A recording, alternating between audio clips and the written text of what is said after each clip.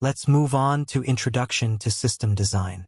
In this lesson, we will explore the essential components of system design within the context of a Java application.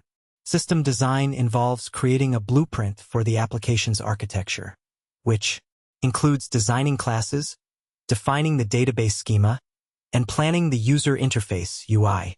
Understanding these components is crucial for building robust and scalable applications. Don't worry if this feels new at first. Now we're on designing classes. Classes in Java are the building blocks of object-oriented programming, OOP.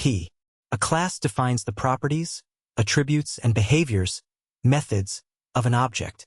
To design a class, consider the following steps. First, identify the purpose. Determine what the class will represent in the application. Next, define attributes.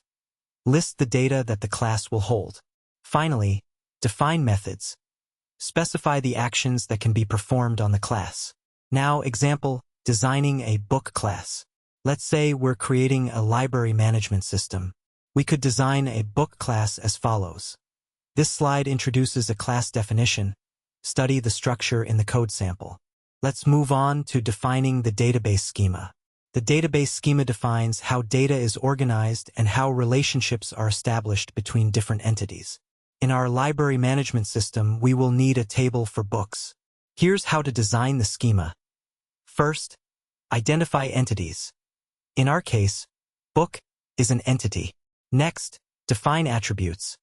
Each book will have a title, author, ISBN, and a status indicating if it's checked out. Finally, establish relationships. If we have users or borrowers, we can establish a relationship between the user and book entities. This section covers example. SQL table creation. The SQL statement to create the books table can be as follows. The samples on screen walk through this step. Take a moment to read through them. Now, planning the user interface. The user interface (UI) is the point of interaction between the user and the application. A well-designed UI enhances user experience and ensures that users can navigate the application easily.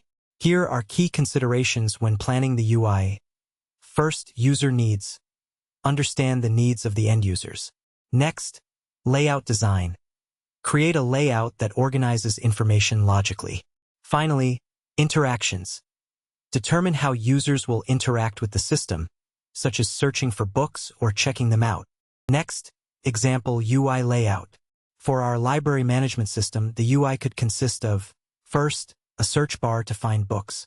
Next, a list of available books with checkout buttons. Also, a user profile section to manage user information. In this lesson, we covered the basics of system design, focusing on first, designing classes to represent entities. Next, defining a database schema for data storage. Also, planning a user interface for user interaction. These steps are foundational for creating a well-structured Java application. Go ahead and work through this exercise. First, design a user class that represents a library user with attributes such as name, email, and ID. Next, create a SQL statement to define a user's table with appropriate attributes. Also, sketch a simple UI layout for the library management system including at least 3 main components.